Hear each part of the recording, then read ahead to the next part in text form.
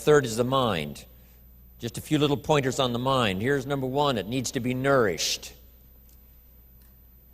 Needs to be fed. There's an Old Testament phrase that says, humans cannot live just on bread alone or food alone.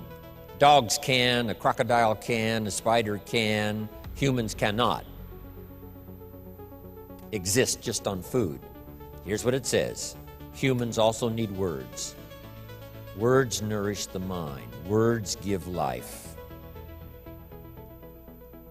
Words create insight. Because there's more than one way to see. If we see with our eyes, we call that sight. But there's another way to see called insight. That's why we come, gather for a couple of days, attend the classes, go to the training, read the books, do all the stuff, is to develop more insight. Letting our mind be nourished to think, ponder, and wonder, and conceive ideas, projects, purpose, give structure to something for the future, whether it's better health or better career, better future. Next, the mind needs to be exercised. And we talked a bit about that earlier. Exercised by debate. Exercised by reading both sides of the debate, both sides of the question. America, the great debate is on, and this is part of mental exercise, the great debate. Major life issues, major political issues. Don't leave yourself out of the great debate. One, the mind needs to be nourished by ideas. Second, it needs to be refined and stimulated and exercised by debate.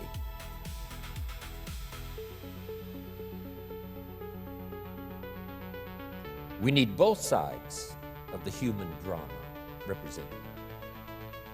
Some stories that we read in the Bible of people to admire, others are people to despise. In your library, you need a book on Gandhi and you need a book on Hitler. One book to show you how noble someone's aspirations can be, and the other book to show you how despicable and how evil someone's goals can be. Both sides we study, good and evil, one we love and one we hate. We study illness, we study health. Someone says, well, you can't study the negative things. You have to study the negative things. You have to give voice to and mind to and time to both sides of the issue so that you can strengthen your side of the argument. In one of the seminars that I'm sure some of you have attended, I talk about philosophy that makes the difference. Philosophy does two things, each person's personal philosophy. So jot this down. Our personal philosophy does two things. One, helps us to see the dangers on one side so we can avoid or minimize those. Then our personal philosophy needs to be developed so we can see the opportunities on the other side so we can maximize those. And for the balance of your life, that's going to be the twin challenge in developing ideas and philosophy and strengthening all of it so that you can avoid the dangers, maximize the opportunities.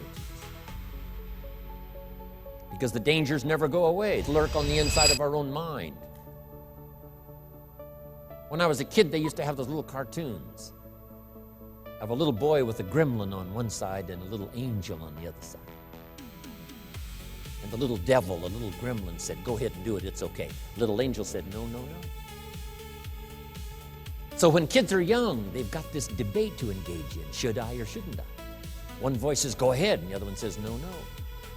So we hope as the years pass and as the classes pass, and as we go from grade 1 to grade 2 to grade 5 to grade 10, we will learn more, as Abraham said, to listen to the better angels of our nature, to appeal to our conscience, and let our conscience help, along with God and whatever else you belong in that has good. Battle of the mind is significant for us every day, what to think, what not to think.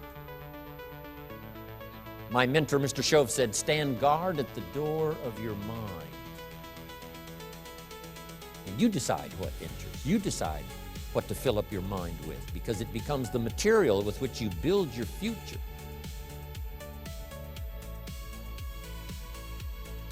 So, engaging the mind to make rational decisions about life. Beware of the thief on the street that's after your purse, but also beware of the thief in your mind that's after your promise. The thief in your mind that says you're too short, you're too tall, you've never done it before. What makes you think you can do it now? It's not going to work for you. Someone else could find the book, you'll never find the book. If you found the book, you wouldn't read it. If you did read it, you wouldn't understand it. That's stuff that goes on in our mind. So jot down this key phrase. It's one of the best for the day. Whatever you do, don't become a victim of yourself. As you engage in this debate, what to eat, what not to eat, where to go, where not to go, what to say, what not to say, what to do, what not to do, make sure that you strengthen the positive side of this argument with yourself so that day by day you become healthier, day by day you become stronger, day by day you become wiser. Day by day you build a better shield and immunity. An inside immunity to ward off disease, but an outside immunity to ward off all the negative and all the trash and all the stuff that would not enhance your personal development nor your promise for the future. We call it food for thought. That's what a big share of this whole seminar is all about these 3 days, is providing food to think about, thoughts to think about, and then ideas to debate.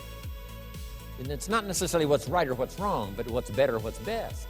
This is okay, but this would be better. With this, yes, you can manage, but with this, you can flourish. With this, you can exist. With this, you can live a fantastic life. So to develop the mind, you need a good library. Let me give you 3 parts to your library. Number 1 is your visual library.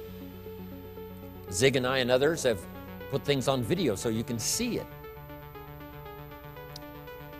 And then if it's on video, you can see it again and again and again. Key phrase, repetition is the mother of learning. Repetition is where if we hear it again, we see something we didn't see when we heard it the first time. We see something different that we didn't see the first time. Next is your listening library. Zig Ziglar's right. Turn your car into a mobile classroom. You can have a university education in a fairly short period of time just using the traveling time to listen. Key phrase is to listen to voices of value. Discriminate in your listening time. Listening to someone of reputation, someone who has good ideas, someone that's been recommended that has some value. Don't waste your time listening to things that don't count much. If somebody says to me, these eggs are rotten, I'm not going to make an omelet and try it. I'm going to take their word for it.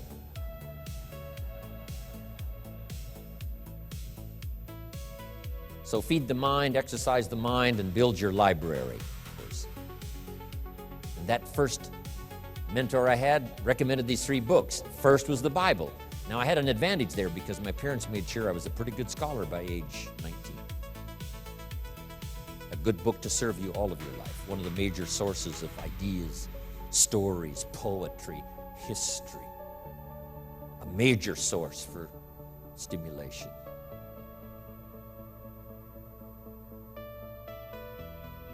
Next, he recommended the book called Think and Grow Rich by Napoleon Hill. Think and grow.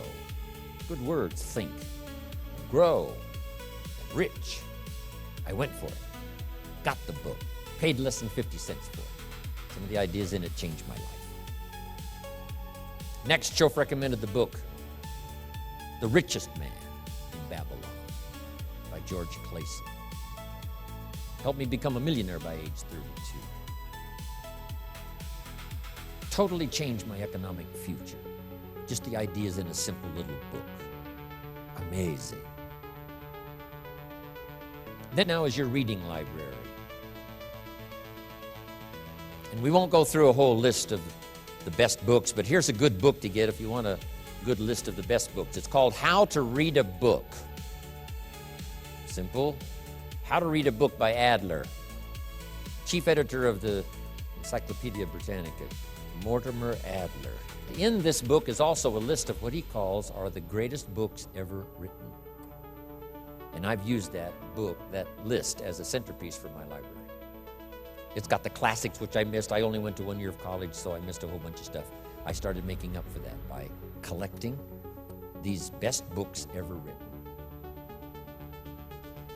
Interesting. You don't want to read just what you agree with. And not just to read the positive. Make this note. You cannot live on mental candy.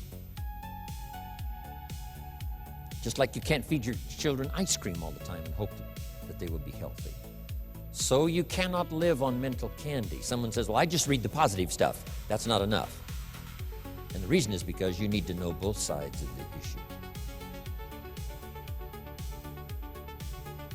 So start your library like I did, age 25. I mentioned in another seminar, haven't read everything in my library, but I feel smarter just walking in it, right? And smart enough to buy it. Now I got to be smart enough to read it all. Then I got to be smart enough to sort through and decide what's valuable. So make that the next part now. In part of personal development for the mind, you got to sort through what you read, what you see, and what you hear, and decide which of all of that is valuable for you to try and do and master. This is where being a student comes in. Not a follower, but a student. Read both books and decide. Read one book on good health and it says, do what this book says, you'll live forever. You read the next book on health and nutrition and it says, if you do what that first book says, you'll die young. So someone says to me, Mr. Rohn, which of these books should I follow? Jot this down. Neither one. Don't be a follower. Read both books and make up your own mind. Here's what's important in the final analysis. One of the best phrases for the day, I got this from my Canadian friend Harold Dyke, who gave it to me and I've used it all these years. Here's what he said. Make sure what you finally do is the product of your own conclusion. Meaning you don't just follow, but you listen to both sides of the argument. You listen to the controversy. You try to master the points on both sides or three sides or whatever. Then you start charting your own course. It doesn't say you'll make always the right decision on what course to take or what to do. You can refine as you go. But make sure that what you do is the product of your own conclusions. Conclusions from the debate. Conclusion from what makes the best sense to you to try. Now, jot this down. Also give yourself a chance to change. Some things I held on to that I thought this was it. I'm telling you, after a while I gave it up, found out it wasn't it. So give yourself a chance to change. Refine your philosophy. Refine your direction. If you'll give yourself a chance to do that, here's what will happen down the road a ways. A new door will open that you haven't discovered before. Give yourself a chance to change. Reevaluate.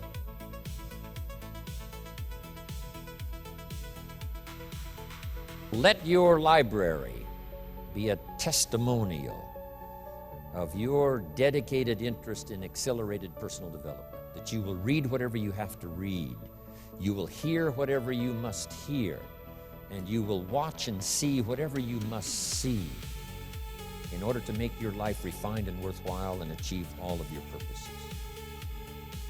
That takes a lot of effort to learn. It takes a lot of effort to grow. It takes a lot of effort to decide and debate.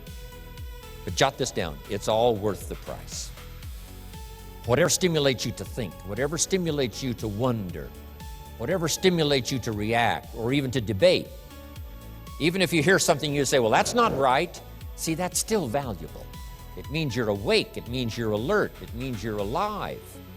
It means your mind is ready to take on something, whether it's agreeable or not agreeable.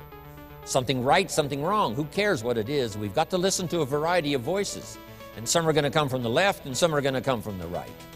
And some are going to come from mysterious sources. And some will try to entice you with all kinds of stuff. But that's okay, just so you're alive and alert and awake, ready to process anything that comes your way. Take the best of it and make it beneficial for you, so that tomorrow you walk with a stronger step. Next month you see a clearer vision. And a month from now, the purpose for your life is multiplied by 2, 3, 5.